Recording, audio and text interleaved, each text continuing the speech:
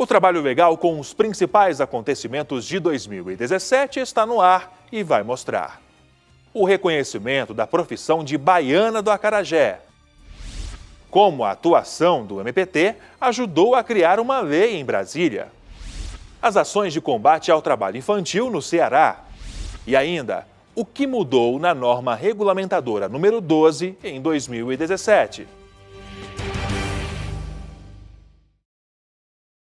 O Trabalho Legal é o programa do Ministério Público do Trabalho em parceria com a Associação Nacional dos Procuradores do Trabalho. 2017 foi um ano de conquista para quem trabalha com acarajé. Veja o motivo na reportagem de Rosana Maria, que foi ao ar em julho do ano passado. É quase impossível pensar em culinária baiana sem lembrar do acarajé. Bolinho feito de massa de feijão e frito em azeite de dendê. Esmeralda conta que a iguaria, trazida pelos escravos africanos, já é uma tradição na família dela. Hereditário, né? Isso aí veio com minha bisavó, que passou para minha avó e que passou para minha mãe. Hoje eu tenho 64 anos, mas eu mexo com esse trabalho desde criança.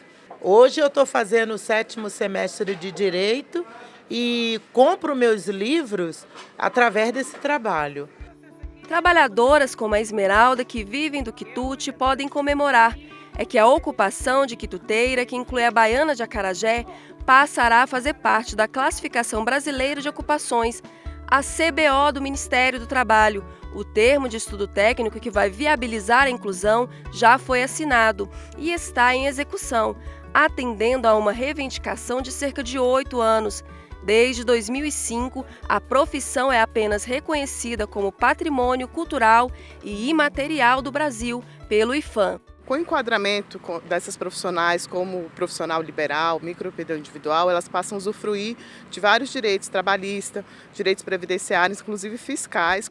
Não há dados oficiais de quantas baianas de acarajé existem em todo o país, mas só em Salvador são mais de 3.500, segundo a prefeitura da cidade. Esmeralda ainda revela que a inclusão na CBO representa uma grande conquista. É reconhecida e respeitada, né? É mais uma profissão digna, né? Uma profissão de respeito, né? Uma profissão séria. Reconhecimento que também vem das ruas. Muito bom. Eu acho que todo cidadão deve ter os seus direitos. Para eles é uma conquista muito grande que já deveria ter sido feita há muito tempo. Foi ótimo, né? Eles estavam precisando mesmo, né? E é válido, qualquer profissão deveria ser reconhecida.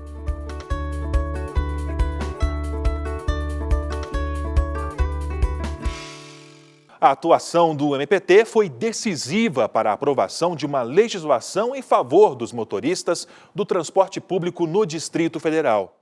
A lei obriga que todos os ônibus tenham motor traseiro.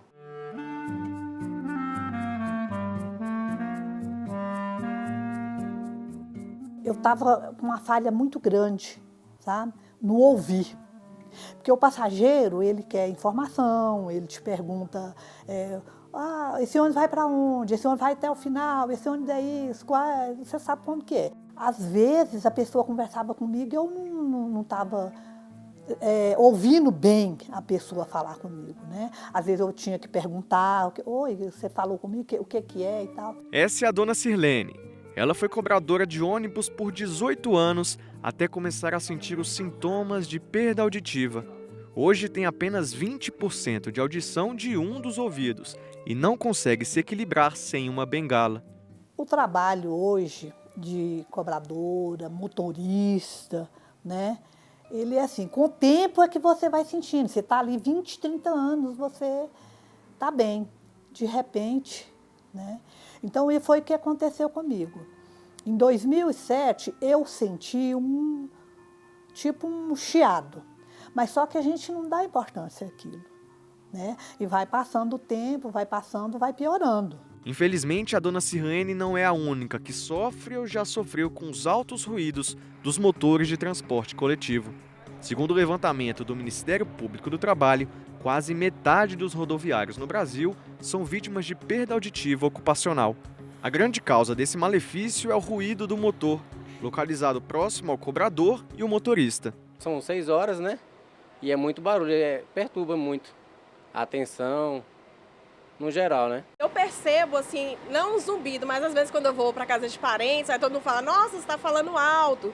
Mas não é porque a gente é acostumado a falar alto dentro do ônibus por causa do barulho do motor. Assim, a gente não chegou ainda a fazer uns exames para ver se está com algum tipo de problema e tudo, mas a família da gente percebe que a gente fala bem mais alto, né? E eu, assim, a gente não fez uns exames ainda para saber se está com algum problema, mas o barulho é bem forte mesmo. Às vezes senta aquele piadinho, sabe? Pip, direto assim, que é muito barulho às vezes aí. Toda a categoria de rodoviários luta há anos para melhores condições de trabalho junto aos empresários e governantes. Teve uma época que nós ficamos preocupados, que tinha bastante companheiro perdendo a audição. Foi aonde nós procuramos o Ministério Público, na pessoa do doutor Alessandro, que é um parceirão do sindicato lá no Ministério Público, sempre está atuando, e ele cumpriu essa causa para ele. E nós conseguimos que ele chamasse os empresários, que ele chamasse as empresas lá e conversasse. Só que o empresário ele é muito difícil, porque ele só pensa no lucro. Mas ele foi incisivo em cima disso aí, cobrou bastante. A Organização Mundial de Saúde definiu 50 decibéis como limite de conforto para os ouvidos e 60 decibéis para perda de concentração. Só que cobradores e motoristas passam de 8 a 10 horas por dia aqui, dentro do ônibus, pertinho do motor barulhento e com ruídos contínuos de até 90 decibéis.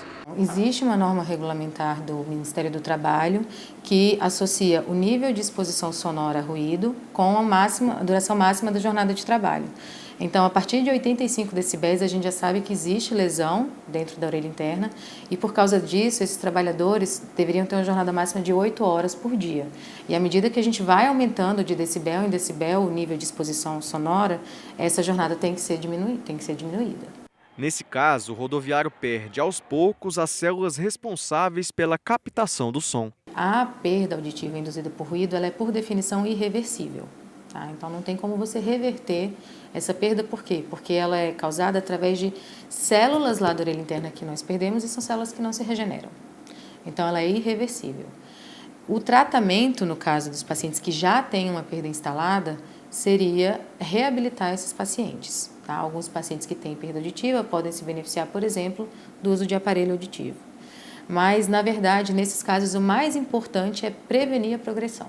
Além de questões de saúde, o motor dianteiro também traz um prejuízo para os cofres públicos e privados. Aqui no Distrito Federal, a primeira ação civil pública para a implementação do motor traseiro foi ajuizada em 2012. Qual é o objeto dessas ações? É justamente evitar que num raio de 10 a 20 anos nós temos uma leva de trabalhadores que entram no mercado de trabalho novos e trabalham no transporte rodoviário, eles vinham a se tornar pessoas sem audição. Então, o grande objetivo dessas ações foi justamente melhorar a qualidade de vida e impedir que esses trabalhadores venham a tornar-se pessoas com alguma deficiência adquirida pelas más condições de trabalho. E felizmente esse cenário vai mudar. Após grande esforço do Ministério Público do Trabalho e de toda a categoria, o governador do Distrito Federal sancionou a lei que proíbe o motor dianteiro em transportes coletivos.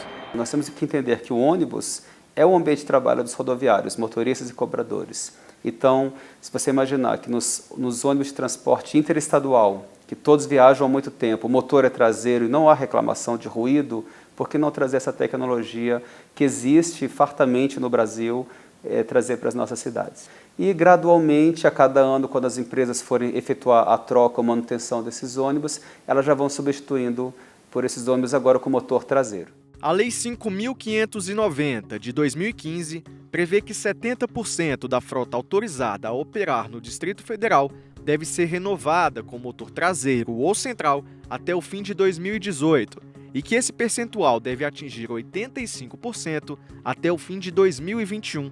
A vistoria técnica das mudanças será realizada pela Secretaria de Mobilidade do Distrito Federal, que poderá multar as empresas em caso de descumprimento.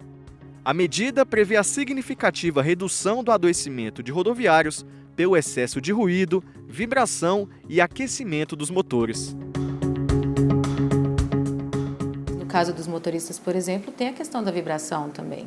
O ruído, claro, é mais óbvio para a gente, né? Ele é mais palpável, tem como a gente medir isso com um decibelímetro, mas esses outros fatores também influenciam. Temperatura elevada, gases tóxicos e principalmente a vibração do motor. O motor na parte traseira, né? Com certeza ia trazer mais para a gente o benefício, assim, em termos do ouvido, né? A gente com certeza o ouvido ia agradecer. Se fosse um motor traseiro, com certeza era bem melhor. O barulho era bem menos, né? A nova lei também anima a dona Sirlene, que poderá ver seus colegas de profissão com mais oportunidades e condições de trabalho do que ela teve. Hoje eu vou fazer um trabalho nos terminais, para a gente comemorar essa nova lei.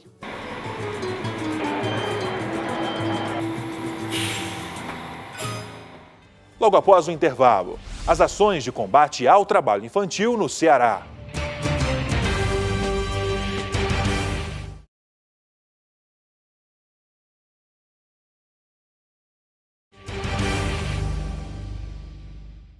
O projeto Resgate à Infância mostrou mais uma vez em 2017 o quanto precisamos avançar no combate ao trabalho infantil.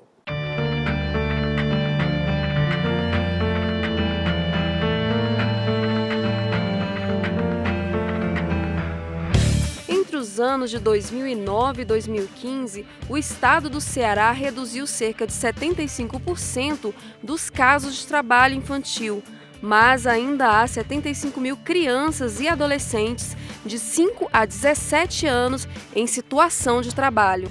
Os tipos de trabalho infantil que temos em Fortaleza demandam uma articulação forte da rede de proteção, porque em sua maioria eles vêm no contexto de outras vulnerabilidades. Então você tem a questão da violência doméstica, da violência sexual.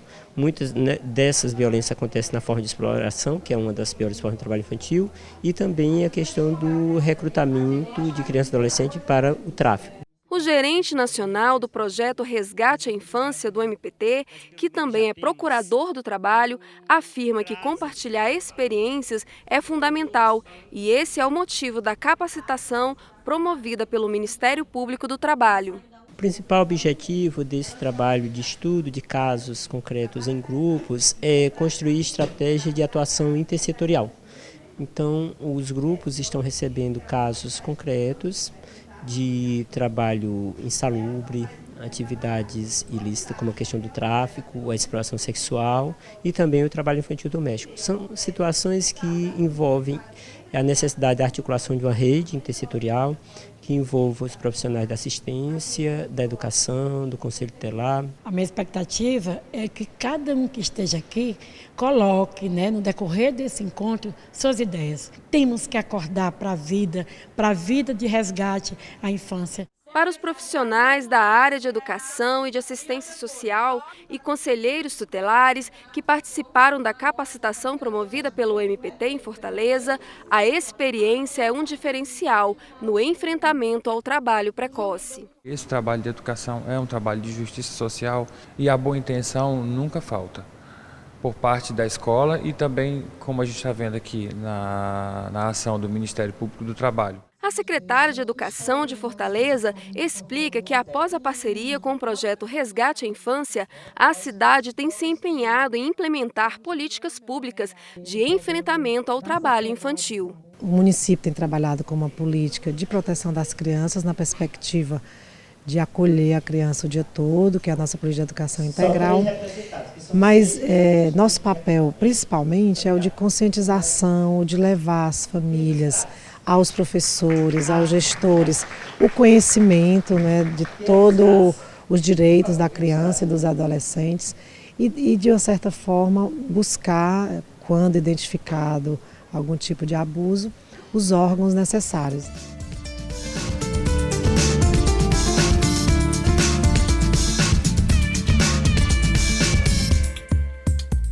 Com o tema Reforma Trabalhista, a segunda Jornada Nacional de Direito Material e Processual do Trabalho ocorreu em Brasília no mês de outubro, com a participação do MPT. O evento, organizado pela Associação Nacional dos Magistrados da Justiça do Trabalho, a ANAMATRA, em parceria com a Associação Nacional dos Procuradores do Trabalho, a ANPT, ocorreu em Brasília e reuniu diversas entidades da comunidade jurídico-trabalhista, entre elas o MPT. Ao todo, mais de 600 operadores do direito participaram do evento, como juízes, auditores do trabalho, procuradores e advogados. Eles estiveram divididos em 8 comissões para a discussão de 300 propostas de enunciados sobre a reforma trabalhista, das quais 125 foram aprovadas. Há uma preocupação muito forte dos procuradores do trabalho do Brasil inteiro, dos juízes do trabalho, dos advogados trabalhistas e dos auditores fiscais de trabalho, de como nós podemos aplicar esta Lei 13.467 de forma a não trazer tanto retrocesso social. O objetivo do evento é debater assuntos que sirvam de modelos interpretativos para a nova legislação, que agora será objeto de aplicação e apreciação por juízes, advogados e procuradores do trabalho. A ideia da ANAMATRA é reunir as declarações em uma publicação para distribuição interna e externa antes de 11 de novembro, data que marca o início da vigência da reforma. Sem dúvida, toda lei nova que entra em vigor no país, em qualquer campo do direito, ela naturalmente tem que ser interpretada. Se nós não discutirmos a lei para interpretarmos, nós seríamos irresponsáveis. Quando a medicina está diante de um novo remédio, eles fazem vários congressos, vários encontros, vários documentos informativos a respeito desse remédio. Isso se chama ciência, isso se chama desenvolvimento, isso se chama civilização, isso se chama democracia. É exatamente o que está sendo feito. O presidente da ANAMATRA destacou que o Poder Judiciário não será refém de pressões. Assim, segundo ele, os juízes deverão apreciar as ações de forma independente, de acordo com seu convencimento e mediante uma adequada fundamentação. A Lei 13.467 é altamente polêmica e, na opinião de muitos, entre os quais eu me incluo, repleta de inconstitucionalidades e de inconvencionalidades. Não por outra razão, o Procurador-Geral da República já ajuizou a ADI 5.766, discutindo a questão da gratuidade judiciária na Lei 13.467. O Procurador Regional do Trabalho, que participou da Comissão sobre Jornada de Trabalho e outros temas, explica: a interpretação das novas regras inseridas na reforma não poderá ferir princípios constitucionais. Eu diria que a reforma em si, hoje, ela não quer dizer muita coisa. O que haverá efetivamente como efeito da reforma dependerá da interpretação adequada, da interpretação constitucional, da interpretação principiológica que a própria Justiça do Trabalho, que os atores do mundo trabalhista, os advogados, né, o Ministério Público do Trabalho, a Advocacia Pública, dará essa interpretação, ou seja, vai depender dessa interpretação que venha a ser dada a estas disposições. Entre os temas discutidos durante o encontro está a terceirização. De acordo com uma das teses aprovadas, a terceirização não se aplica à administração pública direta e indireta, restringindo-se às empresas privadas. Além disso, os empregados das empresas terceirizadas devem ter direito a receber o mesmo salário dos empregados das tomadoras de serviços, bem como de utilizar iguais serviços de alimentação e atendimento ambulatorial. E eu creio que inicialmente teremos muitos problemas porque foi passado através da imprensa, enfim, de comentários, uma ideia de que poderia tudo a partir de agora e a gente percebe que muitos empresários acreditam que poderão contratar empregados apenas com a interposição de uma outra empresa, mas que sejam empregados deles na prática. E isso não é lícito. Então esse acho que é o grande problema inicial que nós vamos enfrentar até consolidar esses conceitos do que realmente é permitido e o que não é permitido. Este procurador fala sobre a comissão que participou a respeito dos aspectos gerais dos recursos, das súmulas do TST e principalmente da execução trabalhista, ou seja, como fica a quitação efetiva dos direitos dos trabalhadores na Justiça. Para ser bem simples, são assuntos que envolvem a satisfação. Uma pessoa, por exemplo, que tem uma decisão favorável, como que ela recebe o que ela ganhou. Como que isso é pago? Quanto tempo dura? Quais são os recursos possíveis? Esses são alguns exemplos.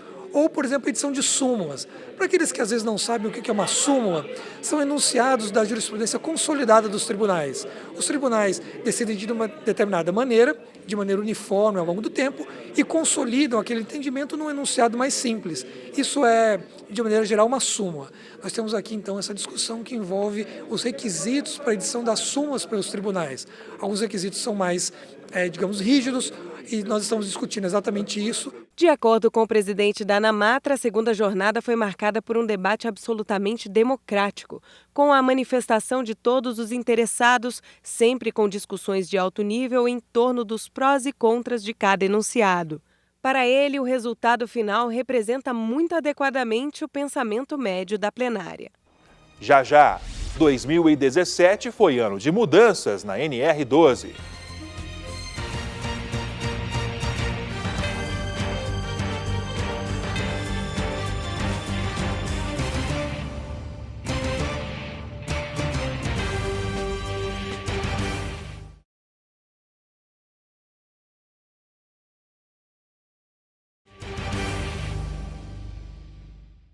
A NR12, que trata da segurança no trabalho em máquinas e equipamentos, sofreu alterações em 2017.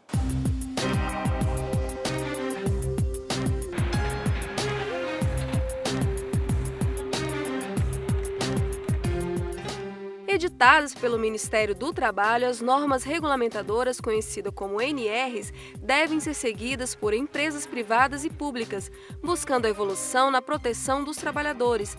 As regras relativas à segurança e medicina do trabalho são aperfeiçoadas, como ocorreu nos últimos dias com a norma regulamentadora número 12.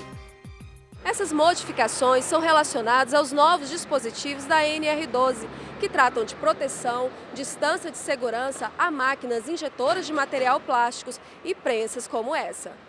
Essa última portaria, que foi publicada agora em julho, ela tratou basicamente de modernizar a legislação existente sobre a questão da proteção de prensas e máquinas similares, e incorporou alguns avanços da normatização nacional e internacional com relação a máquinas injetoras de plástico.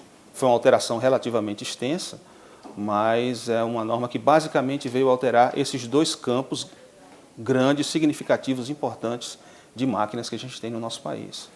Esta empresa já possui máquinas com sensores de presença, o que reduz risco de acidentes. Hoje o operador trabalha com toda a segurança, porque uma máquina dessa hoje ela já vem com os requisitos de segurança. Todas as máquinas nossas com regulamento de segurança em dias, todas as partes perigosas das máquinas pintadas em amarelo, todas com grades. Emerson é operador de prensa há mais de 2 anos. Ele conta que a NR é fundamental para que possa desempenhar seu trabalho com segurança nesta máquina. Sim, ela é toda segura. Ela trabalha tudo no sensor, não tem como abrir uma porta. Se abrir alguma porta, ela já desliga automaticamente, ela não funciona mais. Então, segurança aqui é quase 100%, né? É esse o objetivo, é sempre a gente arejar a nossa norma, torná-la mais moderna, torná-la mais aplicável e dentro de uma realidade. Houve um avanço no sentido de você tornar a norma mais clara. Quando se fala em prensa e similares, esses similares davam margem para muitas interpretações, então a norma procurou estabelecer uma lista praticamente taxativa de quais seriam essas máquinas e quais seriam os sistemas de segurança que você poderia aplicar nessas máquinas individualmente. As empresas terão até julho de 2020 para se adequarem às novas regras. Nós temos 36 meses para adaptação para essas máquinas, então o que foi publicado agora em julho de 2017, só vai poder ser exigido a maior parte dos itens que implicam em investimentos só em julho de 2020, daqui a 36 meses. As mudanças são consideradas uma evolução. A nova regulamentação ela trouxe textos que não faziam parte do texto anterior e que visam mais a questão da segurança no uso dessas máquinas. Então, vai evitar acidentes com os trabalhadores. O Observatório Digital de Saúde e Segurança do Trabalho apresenta dados georreferenciados de incidentes de número de notificações de acidentes de trabalho, gastos previdenciários acumulados e dias de trabalhos perdidos. Segundo a ferramenta, entre 2012 e 2016, foram mais de 544 mil comunicações de acidentes, envolvendo corte e laceração. Logo depois vem fratura, com 450 mil. Contusões com 408 mil e amputação com 29 mil. Os dados estão disponíveis na internet. Existe aí um déficit muito grande de auditores fiscais do trabalho. Eu tenho um entendimento de que essas equipes deveriam ser divididas, que os médicos auditores fiscais ficassem realmente relacionados às questões de saúde, os engenheiros às questões de segurança e os demais auditores fiscais ficassem mais voltados à questão dos direitos trabalhistas. Isso daria um corpo, uma organização melhor na fiscalização com mais eficiência.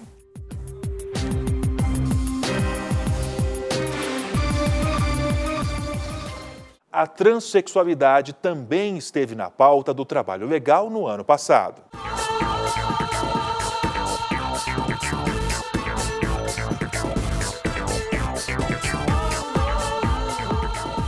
Todos são iguais perante a lei, sem distinção de qualquer natureza, garantindo-se aos brasileiros e aos estrangeiros residentes no país a inviolabilidade do direito à vida, à liberdade, à segurança e à prosperidade.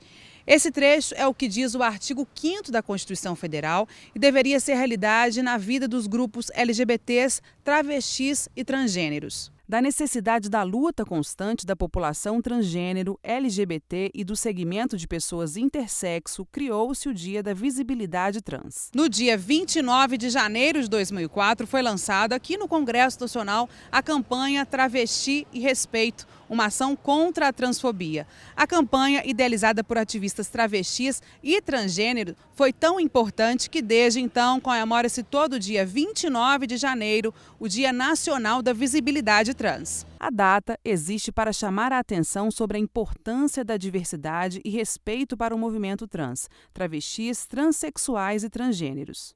A falta de conhecimento da sociedade sobre sexualidade, questões afetivas e de identidade de gênero faz com que o preconceito exista. Que o preconceito está também no mercado de trabalho formal, porque ainda tem empresas que não empregam travestis e transexuais, né? Homens trans, mulheres trans e travestis ainda vivem esse preconceito no dia a dia. Todo trabalhador que sofre preconceito ou discriminação de gênero pode e deve denunciar. Discriminação é crime, crime de ódio, precisa ser denunciado, é violação trabalhista, sujeita a uma indenização, que a empresa pague uma indenização por dano moral coletivo, uma indenização individual para a pessoa ou grupo que houver sido discriminado, seja antes da contratação, seja durante o contrato de trabalho, seja na ocasião da dispensa. O Ministério Público do Trabalho vem atuando para combater a discriminação desses grupos no ambiente profissional. Com relação à população LGBT, à população trans, intersexo, o Ministério Público do Trabalho tem tido uma atuação muito presente nos últimos anos, uma atuação principalmente pedagógica, preventiva, porque nós bem sabemos que mudanças com relação à igualdade de gênero e identidade de gênero, elas vêm a longo prazo. Esta edição vai ficando por aqui, mas lembro que a partir da próxima semana traremos reportagens inéditas em mais uma temporada do Trabalho Legal. Outras informações sobre o Ministério Público do Trabalho você encontra em nosso site, que aparece aí na sua tela. Até semana que vem. Tchau!